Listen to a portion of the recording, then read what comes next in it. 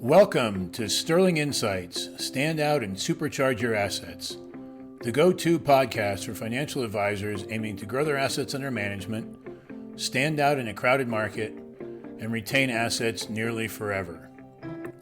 Are you advising high net worth clients who own appreciated capital assets? Do you want to help them sell without losing a quarter, a third, or even more of their hard-earned profits to capital gains taxes? Then this podcast is tailored for you. Each episode brings you the latest strategies and expert advice from leading financial advisors, seasoned attorneys, and experienced CPAs. Learn how to maximize your clients' wealth, minimize their taxes, and supercharge your advisory practice with actionable insights.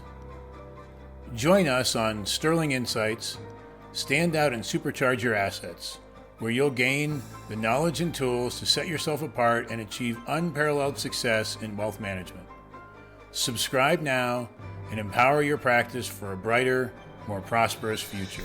Well, first and foremost, our entire firm is an ensemble. So we have 10 CFPs, but none of us have our own book of business or our own clients. All of the clients are clients of the firm, and all of our CFPs are salaried. So they're not paid or incented to sell anything to anyone ever.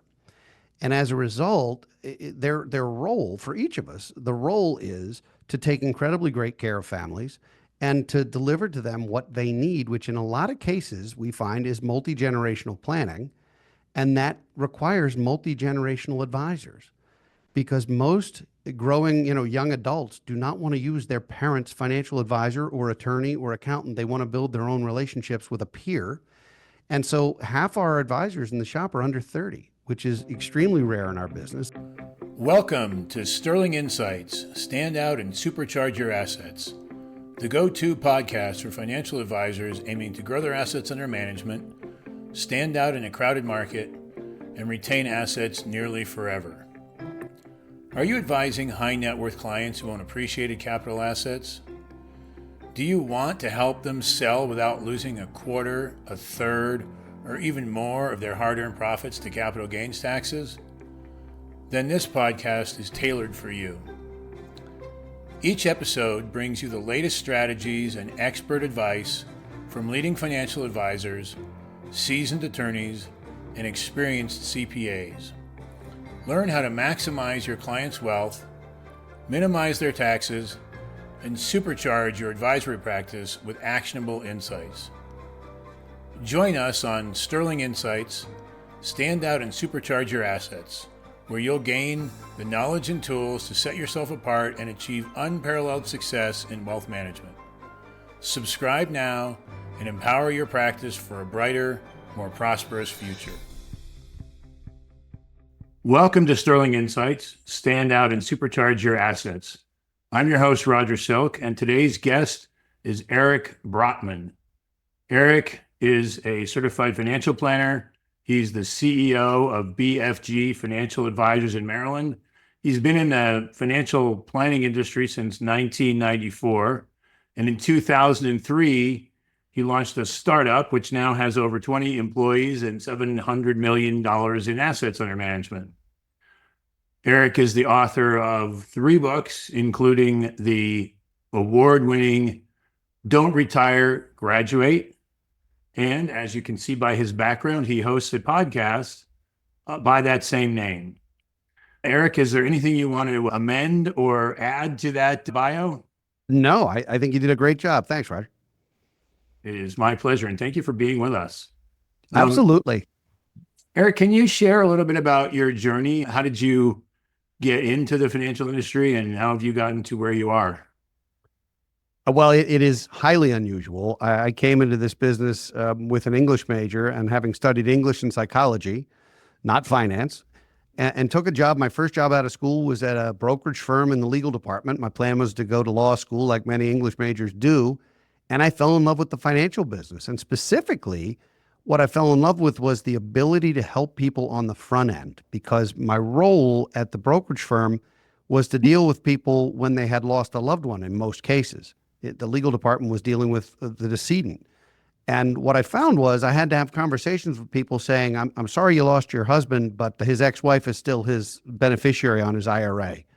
And those were conversations that I don't recommend any 22-year-old or anyone have to have. And so I said, well, how do I get on the front end of this rather than the cleanup mode? And so I started working in the life insurance business, and I was 22 years old, and I spent some time getting all the credentials that I could get and learning estate planning and learning risk management and insurance. And then, when I earned my CFP in 1998, I said, I really want to do financial planning and make this more holistic.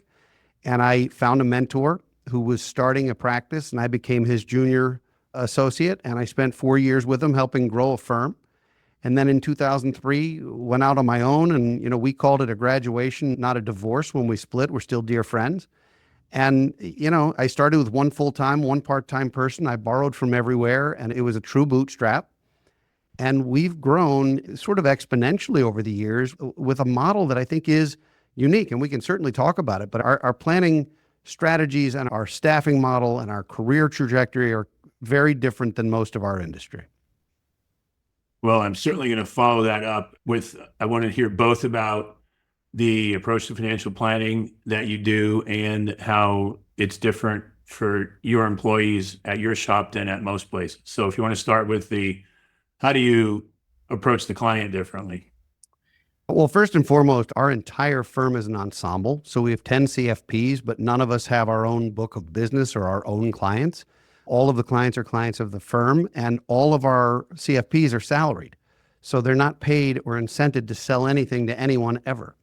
As a result, the role is to take incredibly great care of families and to deliver to them what they need, which in a lot of cases we find is multi-generational planning.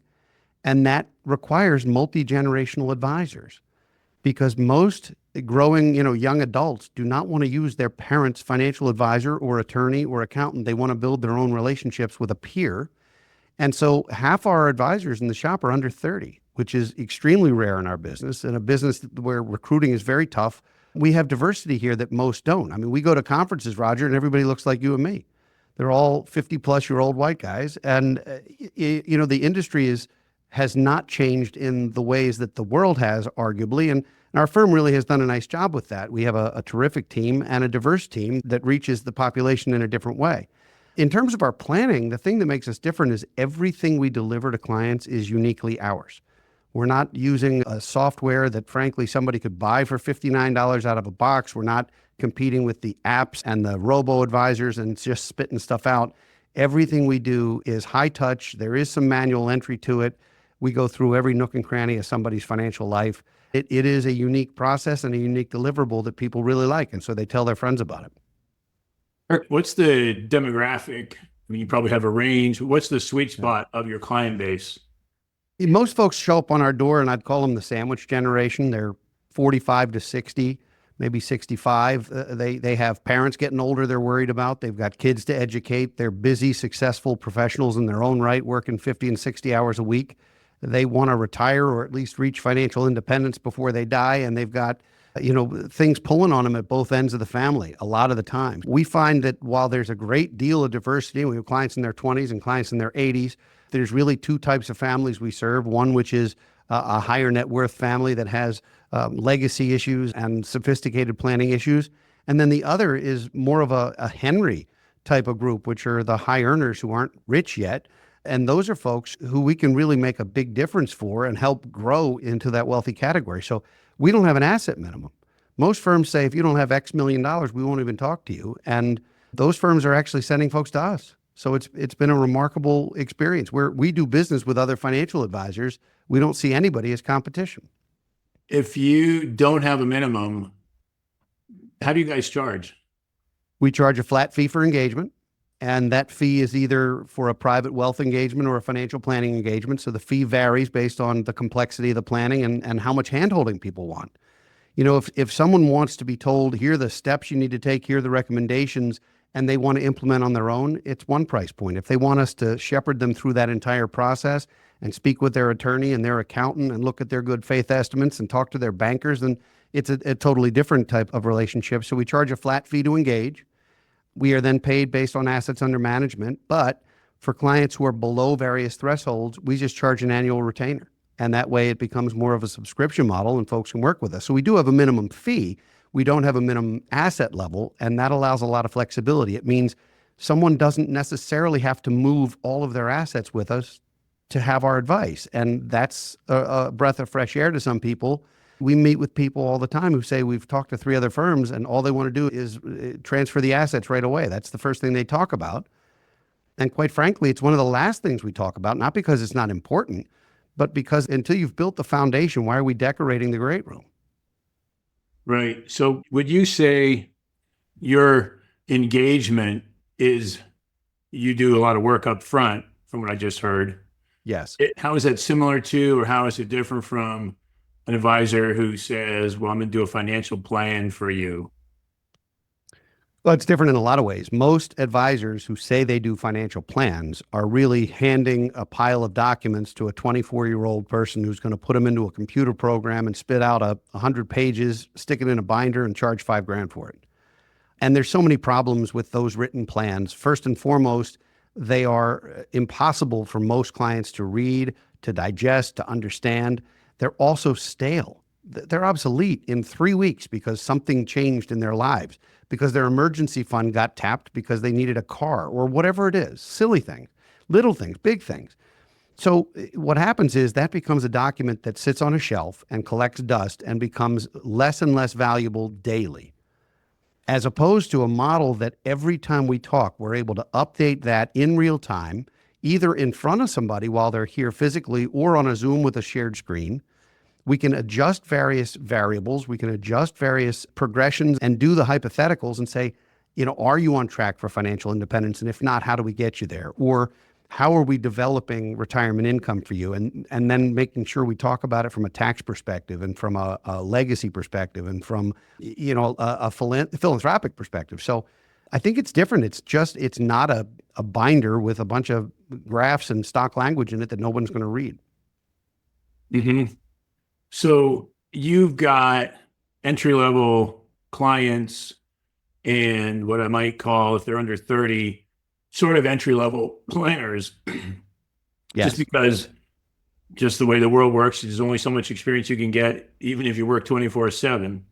Correct. And everybody takes care of everybody, but I assume that that's really driven by client needs. So you've probably got a relatively small number of pretty high net worth people, and you're more senior people. Am I right that your more senior people would be getting involved more with them than with, say, the younger people? Am I getting that right? Well, I think it's probably overgeneralized a little bit, but the theory is right. We have about 200 private wealth clients and about 500 financial planning clients. So from a ratio standpoint, that's the math. 2 out of 7 are higher net worth families, multi-million-dollar families. In terms of who does the work, we really try and make it relational. And so it's not necessarily the age of the advisor. It might be a number of factors. It might be geography. We have one advisor who handles all of our clients in Ohio, for example, or in Florida or in Texas.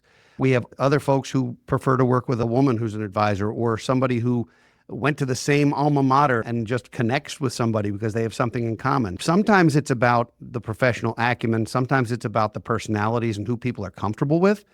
But what's interesting is on our private wealth side, all 10 CFPs look at every plan before it goes out the door and reviews it before every time that they come in for a strategy meeting. So we actually spend time on Monday mornings looking at, as a group, looking at all of the various deliverables, looking at all of the various strategies, and frankly, talking about, hey, did you consider this strategy? Or did you consider this regarding long-term care, or this regarding capital gain harvesting, or this regarding whatever it is? And so all of our clients are benefiting from an enormous collective of experience, regardless of who's delivering the actual advice. So Eric, the last part of what you said is, I want our listeners to actually give us a chance to, because what you said is, I've never heard that before. I've never heard anybody who does that. So I just want to see if I got that right. You have 200 private wealth clients, which is high net worth. And what's sort of the cutoff for that?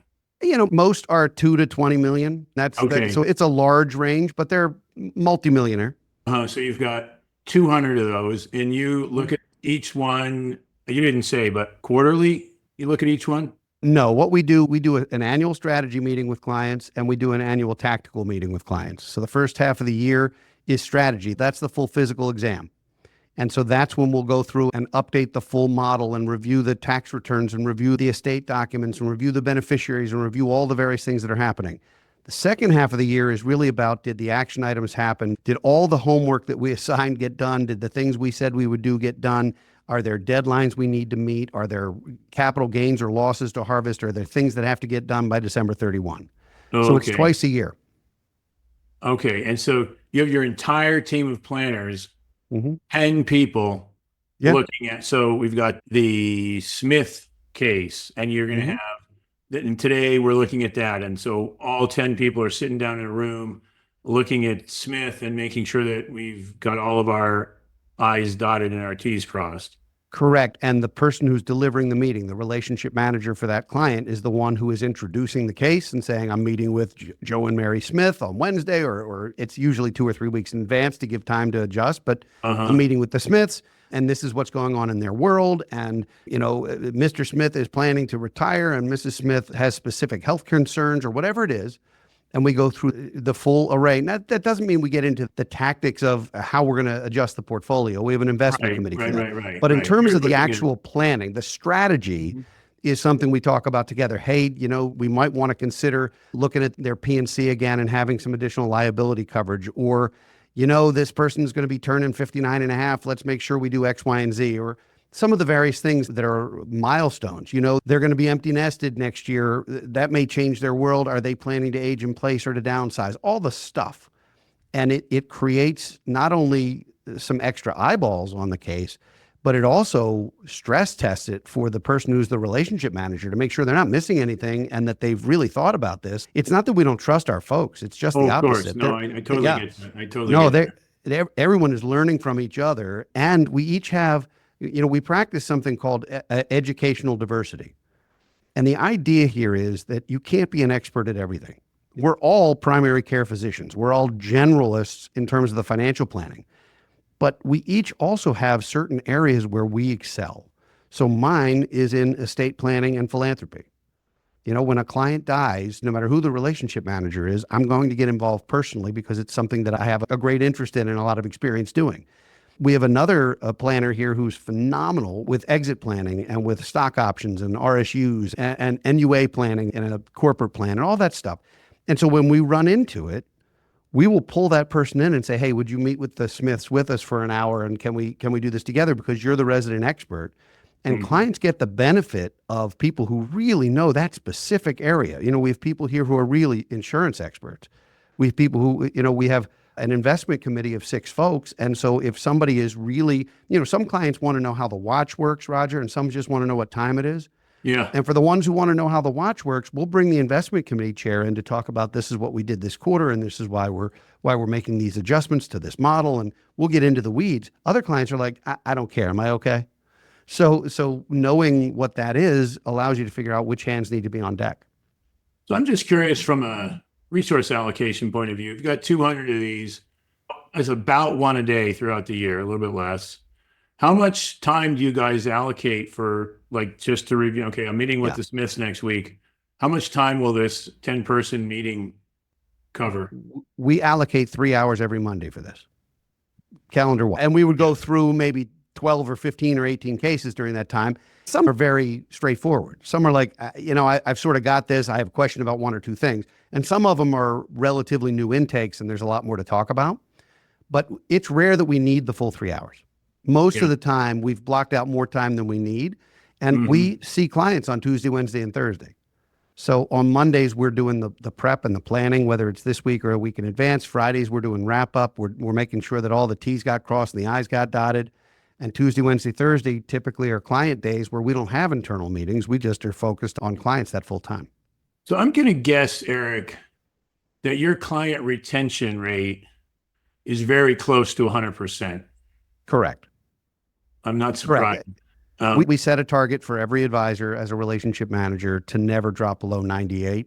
And we haven't had a conversation about that. It just doesn't happen. if a client leaves, and it does happen occasionally, I mean, life happens, but sometimes it's because someone dies and for one reason or another, we don't work with their kids, although we're pretty good about that. Yeah. In other cases, somebody moves to another state or out of the country and they want somebody local to them, and that's okay. I mean, we have clients in 37 states, but if you want somebody you can break bread with on a random Wednesday and you're in Nevada and we're in Maryland, it's not happening. But it's extremely rare, and it's almost always a handshake and a hug, not a you're fired. Yeah. That's good. Yeah. I mean, I feel like I know that our team, I know we're good stewards. I know we're doing the right thing. I know that all of the incentives are lined up so that there's no incentive ever for any of our folks, be them younger or older, more experienced or less, to ever do anything that's not 100% client-centric. And if we do that, number one, we'll have good retention. Number two, we'll grow. I mean, this year, we added almost 100 client families to the roster this year. I mean, that's how quickly we're growing, which means we're hiring. And hiring means, obviously, a significant amount of time is spent on training, too. So we are hiring operations folks. We're hiring client service associates, client relations people. And right now, we have 20 folks plus some outsourced people. I think we're going to double over the next 5 years. Are your clients coming mostly from referrals from existing clients, or? It's a great question. A good number come from referrals. A huge number come from corporate financial wellness programs. So we actually created a program where employers will pay us to have our advisory team either by Zoom or with boots on the ground to meet with their employees one-on-one. And the employer pays for it. It creates some additional dialogue for employees. And a lot of those employees then decide that they'd like to work with us after. And when they choose to do that, we offer them a discount as an added employee benefit. And that brings on an enormous number of families a year.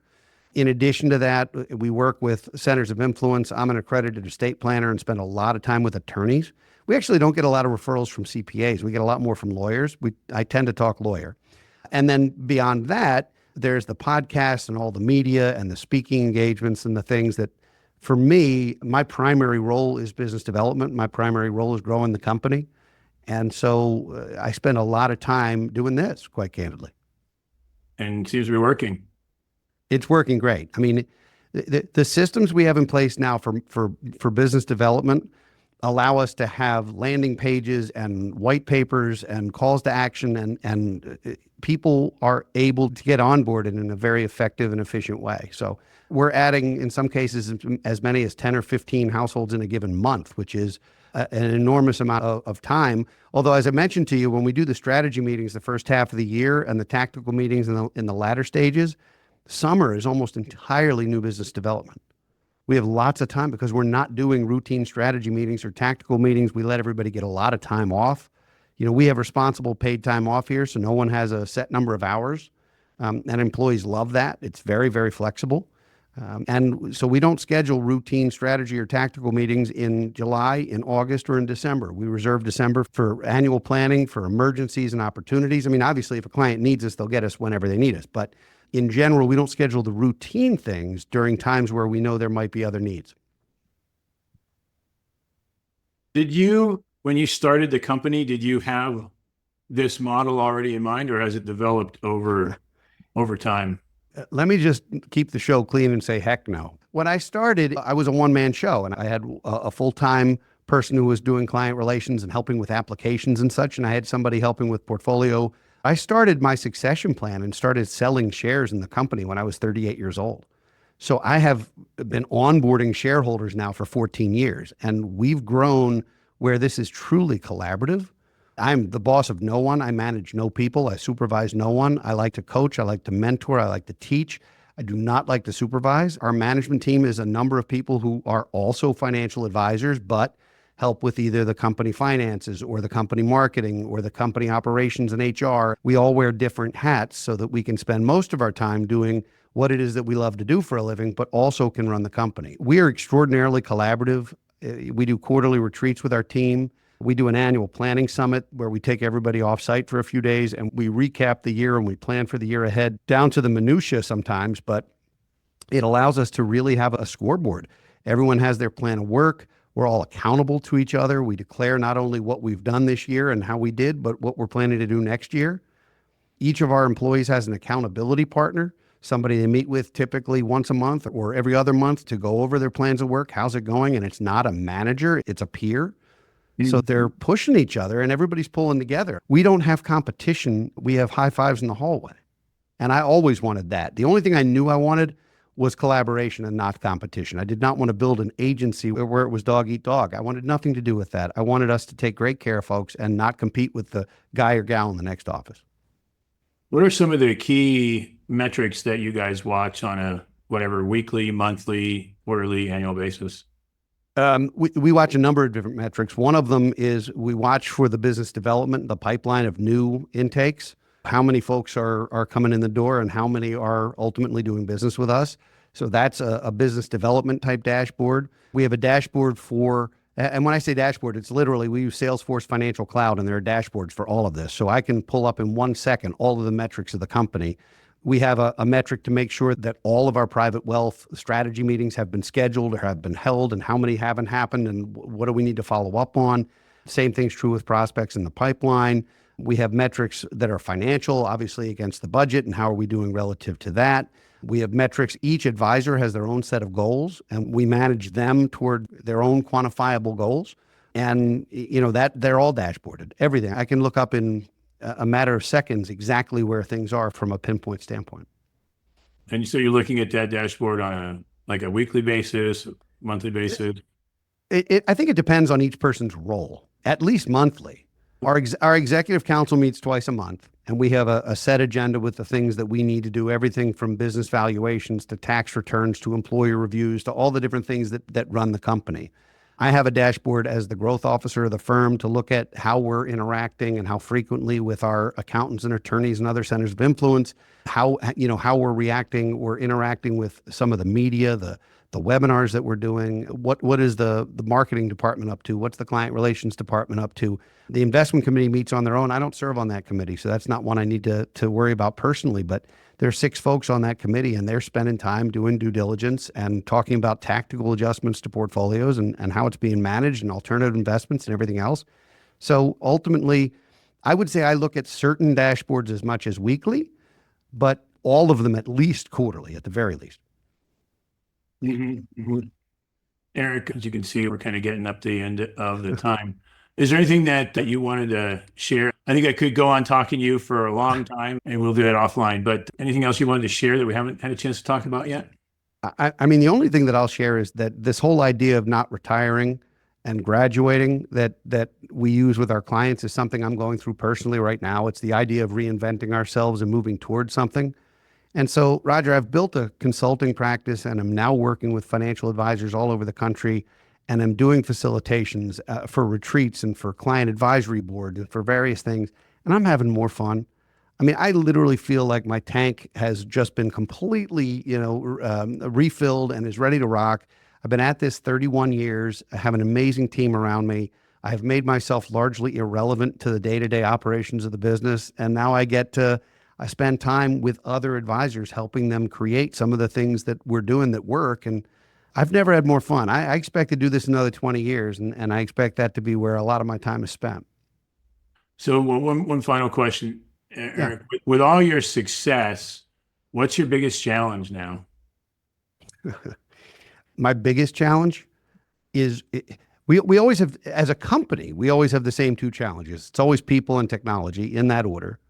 And right now our culture is excellent, so I wouldn't call it a problem. I would say that retaining employees is easy, but attracting them is getting a little bit more difficult because we absolutely are growing faster and have to train them. So I would say there's that. If I had a challenge personally, it is trying to keep enough focus on the things that bring me joy so that my days are always great. I built something I refer to as the joy revenue matrix, and I've done this with some consulting clients. And we use quadrants to talk about what are the things with one axis that make us happy and what are the things on another axis that make us money. And if we can spend time doing the things that we love to do and they happen to make us money, that's where we should spend most of our time. And the things we love to do that don't make us money, reserve time for that. That's important stuff in your life. That could be family or volunteering or other things that matter. But the things that don't bring the joy, if they make us money, outsource them or delegate them.